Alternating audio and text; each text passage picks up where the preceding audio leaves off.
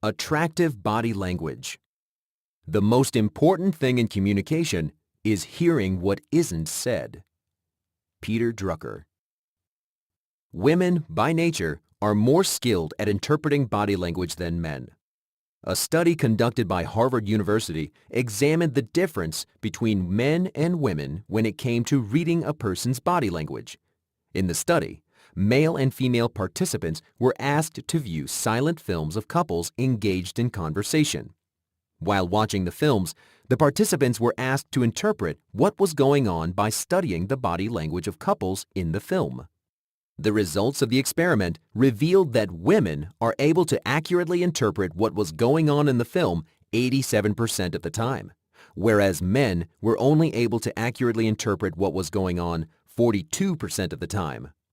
These results appear to give women a significant advantage in the mating game, as women are much more likely to be able to read a person's body language. Further research into body language conducted by the University of Texas, Austin, noted that men are more likely to underestimate a woman's level of interest, although men looking for one-night stands often overestimate a woman's sexual interest. Conversely, the study found that most women underestimate a man's level of romantic interest. The findings of the study indicate that men are routinely selling themselves short. Not only do men frequently underestimate a woman's level of interest, but when they do show interest, women are unlikely to notice. The solution to this problem, it seems, is for men to be more direct in the way they communicate. Once you understand how to communicate desire, you will find that women become a lot more attracted to you in response. As the saying goes, first impressions count. And nonverbal communication is approximately 12 to 13 times more powerful than verbal communication. Another illuminating piece of research found that more dominant and open power poses make men look more attractive. When a man's body language is closed, for example, crossed arms or hunched shoulders, he is perceived as less attractive.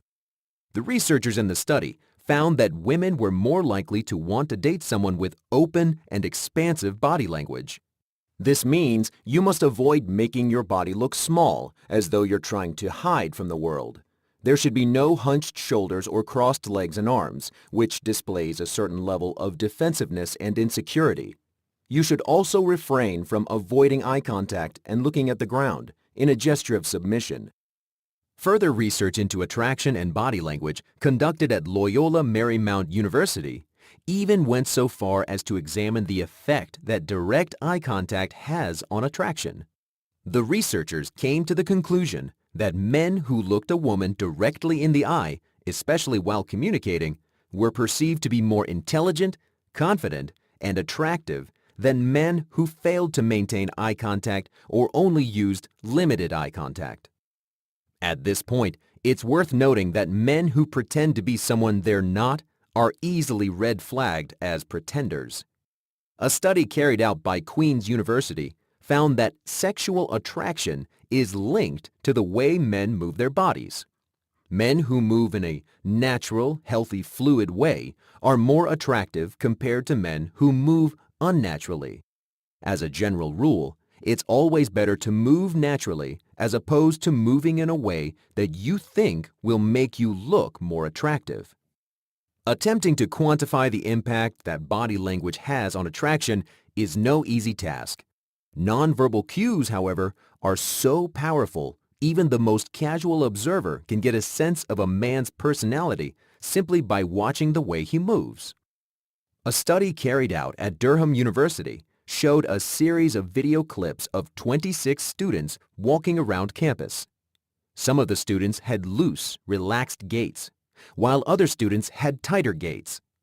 After watching the students take only a couple of strides, the participants who viewed the footage rated the students with relaxed gaits as more confident, extrovert, adventurous, and attractive, compared to those students who walked with tighter, more clipped gaits that created the perception that the person was more neurotic, introverted, and unattractive.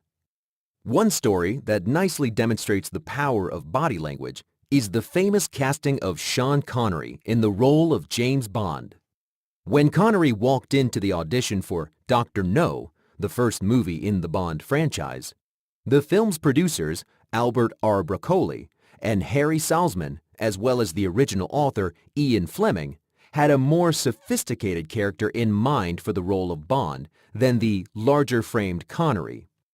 Other big-name stars like Cary Grant, Michael Redgrave, and Richard Burton were being considered for the role, leaving Connery, a then relatively unknown actor, with little chance of getting the part. Yat Malmgren, Sean Connery's acting coach at the time, explained how Connery had come to him only a couple of days before the audition. Connery told Malmgren that he would approach the audition by establishing himself as an overpowering presence. During their discussion, Malmgren told Connery he should replicate the movements of a cat, because cats are loose and relaxed and languid. On the day of the audition, Connery walked into the room in Malmgren's words, very self-assured, very large, and very secure. The producers instantly recognized star quality when they saw it. They knew without a doubt, after only a couple of seconds, that Connery had the masculinity and presence to play Bond. After the audition was over, the producers went to the window of their London office and watched as Connery sauntered like a panther down the sidewalk below. Broccoli would later recall, it was the sheer self-confidence he exuded. I've never seen a surer guy. It wasn't just an act either. When he left, we watched him through the window as he walked down the street. He walked like the most arrogant son of a gun you've ever seen. It's as if he owned every bit of Jermyn Street from Regent Street to St. James. That's our Bond, I said. The moment you demonstrate control over your environment and your body is the moment you command respect. One notable study showed that drivers, when parked behind a high-status car, such as a Porsche or Mercedes, at a set of traffic lights, were much less likely to honk their horn at the vehicle in front of them if the vehicle was high status. The explanation for this phenomenon is due to the level of respect high-status vehicles confer on their owners. People are more respectful and cautious around high-status people. In this particular experiment, the researchers drew the conclusion that if a person was driving an expensive car, that person was more likely to be high status. Furthermore, high-status people usually wield greater influence and power, and as a result, they're more likely to be able to retaliate and confront aggressors with a greater degree of force than the average citizen. Similarly, understanding how to project status and value through body language is an important skill to acquire. Open body language that demonstrates confidence and control over your environment is sure to leave a lasting impression on women.